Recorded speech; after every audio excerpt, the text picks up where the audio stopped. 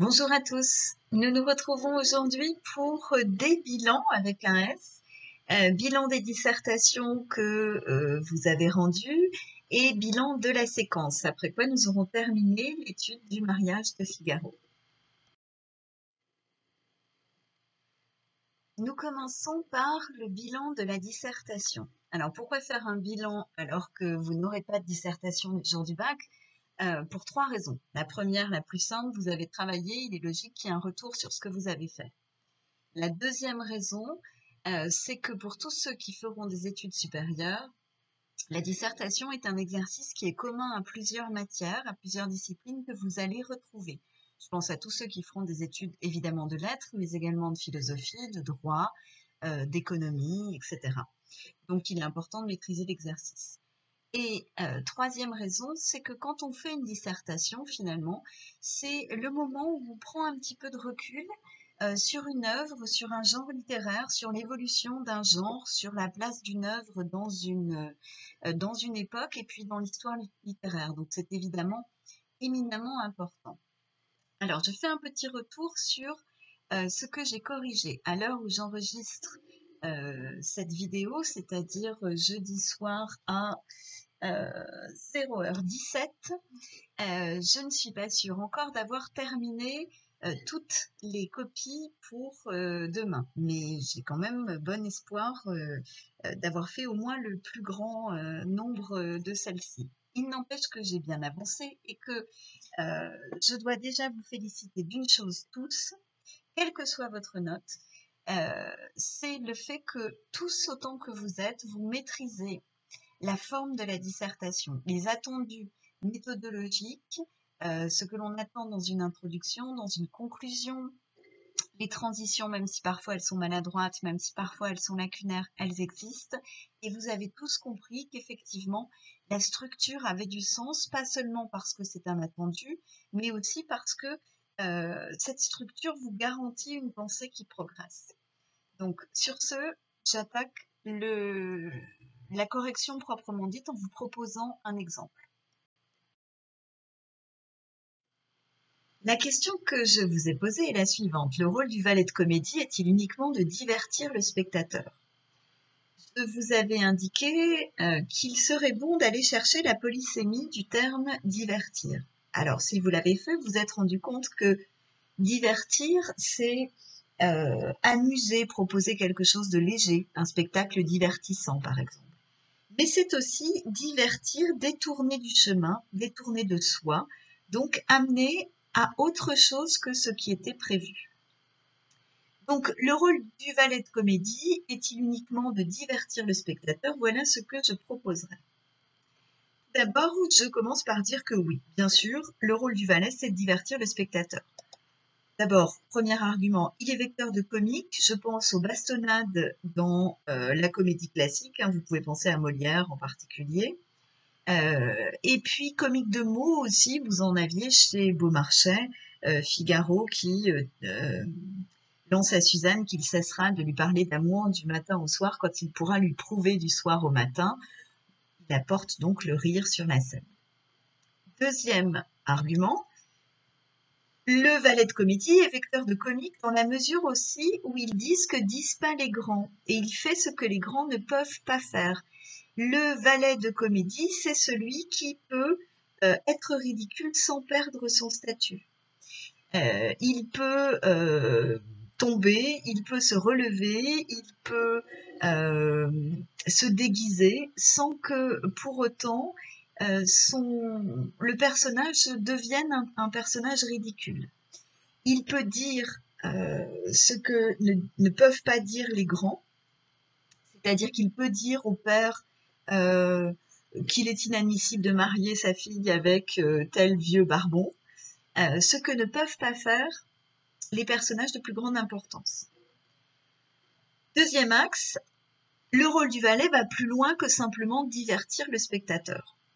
D'abord, il est celui qui porte l'intrigue parce que c'est celui qui fait à la place des grands. C'est celui qui met en place les pièges, qui met en place les ruses. C'est vrai depuis l'Antiquité et c'est vrai encore dans le mariage de Figaro. Il est aussi celui qui peut être porteur d'une critique sociale, et là je pense plus évidemment à la comédie du XVIIIe, et notamment au mariage de Figaro. Là vous aviez largement de quoi remplir cet argument. Troisième acte, le plus difficile, je dirais plutôt que tout personnage de théâtre est de divertir, le rôle de tout personnage de théâtre, pardon, est de divertir le spectateur dans la mesure où divertir signifie détourner de soi. Le théâtre, c'est amener le spectateur dans un monde qui n'est pas le sien. Tous les personnages ont pour rôle d'éloigner un instant le spectateur de son quotidien, de lui-même.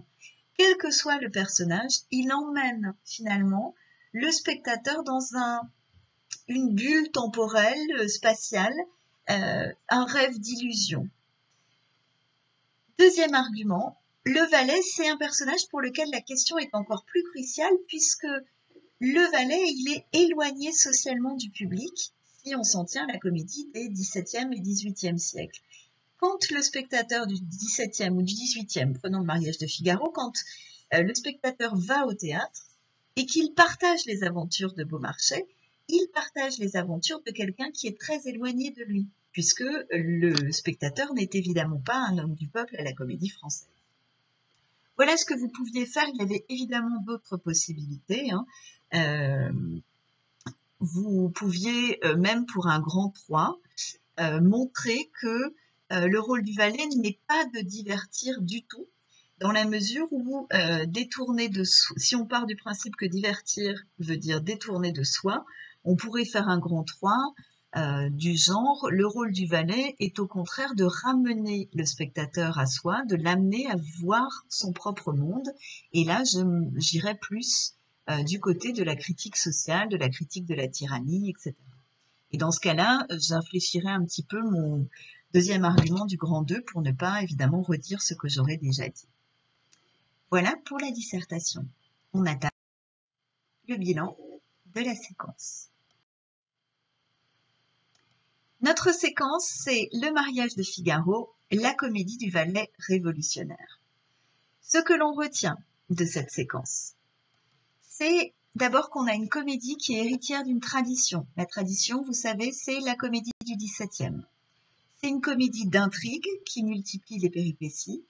C'est une comédie qui veut divertir pour mieux corriger les mœurs. Je vous rappelle la préface. La loi première est peut-être la seule est d'amuser en instruisant. Et on a évidemment Figaro, qui est un valet qui hérite des valets de la comédie classique. Il sert les intérêts de son maître en rusant. Alors, il sert les intérêts de son maître dans la comédie de Beaumarchais. Il sert les intérêts de sa maîtresse, devrait-on dire. Mais aussi, et ça c'est un peu plus nouveau, donc je ne l'ai pas mis ici, les siens intérêts. Deuxième chose que l'on retient, on a un valet de comédie qui est renouvelé. D'abord, il a un passé. Donc, c'est un personnage romanesque, et même plus précisément un Picaro, issu du roman picaresque. Deuxième chose, c'est un valet qui fait preuve d'autant d'esprit et de valeur que ses maîtres. Donc, on a un problème de maintien de l'ordre social établi par l'Ancien Régime. Si les valets peuvent être aussi brillants et aussi bons dans leurs valeurs humaines que les maîtres, alors il n'y a pas de raison qu'il y ait des valets et des maîtres. Donc, la question d'une hiérarchie sociale basée sur la naissance ne se justifie plus. En cela, c'est effectivement un valet révolutionnaire. C'est un valet qui devient le personnage principal et qui va servir ses propres intérêts. Donc là aussi, on est dans une comédie qui sent bon la Révolution française. On a un valet toujours dans le même état d'esprit qui est porteur de revendications sociales et qui donc annonce la Révolution. On a un valet qui emprunte au tragique, c'est-à-dire au genre noble, et là on est plus dans une révolution théâtrale que dans une révolution sociale ou politique. Et on a un valet, dernière révolution théâtrale, qui se fait avatar de l'auteur. Je vous souviens, l'autre hypothèse pour son nom, c'est le fils de Caron, c'est-à-dire le fils de Pierre-Augustin Caron de Beaumarchais. Et Figaro représenterait finalement sur la scène, notamment dans le fameux monologue, les revendications qui sont celles de son créateur. Voilà pour le valet de comédie. Une comédie qui instruit, donc c'est ce qu'on a vu la dernière fois avec l'étude du dénouement. On a un problème, on a effectivement une comédie qui propose un dénouement, qui propose une forme de retour à l'ordre et une forme de morale dans la mesure où c'est pas bien de vouloir coucher avec la petite bonne si elle veut pas. Mais c'est quand même une morale qui est discutable parce que le conte n'est pas puni. Et donc on peut en déduire que c'est davantage le fait d'abuser de son pouvoir qui est dénoncé par Beaumarchais que le fait d'avoir des pouvoirs. Donc ça nuance la portée révolutionnaire du mariage de Figaro. Et enfin, c'est une comédie qui affirme le principe du plaisir au-delà de la morale communément admise. Et on pourrait même proclamer, d'ailleurs, je le fais sans hésiter, que la vraie morale du mariage de Figaro, c'est qu'il n'y a pas de plaisir et de désir illicite, si ce n'est ceux qui se font dans la tyrannie. Tout désir ou tout plaisir est bon à prendre dans la mesure où on ne l'impose pas à celui qui n'en veut pas. Donc on est proche d'une comédie philosophique. Dernière chose, une comédie qui refuse les règles établies. Une comédie qui emprunte à plusieurs autres genres, la tragédie, alors l'inceste, le monologue, le sentiment du fatum de Figaro, le roman picaresque pour le passé de Figaro, le roman tout court pour l'inscription des personnages dans un temps qui dépasse celui de la pièce, puisqu'ils ont déjà vécu auparavant, ça s'appelle le Barbier de Séville, et qu'ils vont vivre après, ça s'appelle la mère coupable. Alors à l'époque, le mariage de Figaro, pareil, ils n'ont pas, la mère coupable n'existe pas encore, peut-être dans l'esprit de Beaumarchais, mais ça, bien malin celui qui le dirait. Et on pourrait rajouter également qu'on emprunte à l'opéra, puisqu'il y a des chants, qu'on emprunte à l'art pictural, puisqu'on a un tableau à un moment donné, La belle estampe selon Van Loo. On a une comédie donc qui enfreint discrètement les règles classiques et une comédie dans laquelle tous les personnages sont dotés d'esprit. Je vous renvoie à ça, vous vous amuserez à regarder, tous les personnages ont de bons mots. Alors Figaro, c'est une évidence, le comte, c'est une évidence, Suzanne, quand elle doit recoiffer la comtesse, là, je resitue, la comtesse attend chez Rubin, elle feint de trouver ça assez gonflé de sa part que de venir la voir et elle dit à Suzanne, je vais le gronder, oh là là, je suis mal coiffée. Donc Suzanne lui dit qu'elle va la recoiffer et elle lui dit, Madame le grondera mieux ainsi. Donc c'est évidemment une plaisanterie, elle se moque de la comtesse et donc elle fait preuve d'esprit. Et même Antonio, qui est quand même le personnage le plus proche du personnage comique de la comédie classique, va être capable de faire des bons mots. Je vous rappelle ce fameux adage qu'il invente et qui est « boire sans soif et faire l'amour en tout temps, voilà, madame, ce qui nous distingue des autres bêtes ». Drôlement intelligent, intéressant et bien dit pour un personnage de paysan dans une comédie. Donc tous les personnages vont être capables de faire preuve d'esprit.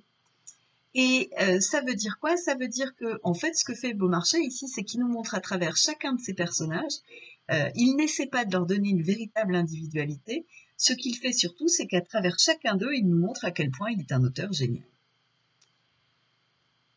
Pour la séquence consacrée au mariage de Figaro, nous nous retrouvons donc la semaine prochaine pour le début de ce que l'on peut considérer comme un entraînement intensif à l'oral du baccalauréat, puisque nous serons, quand nous nous retrouverons le lundi 13 avril, j'entends, et que nous aurons donc concrètement un bon mois et demi pour préparer l'oral.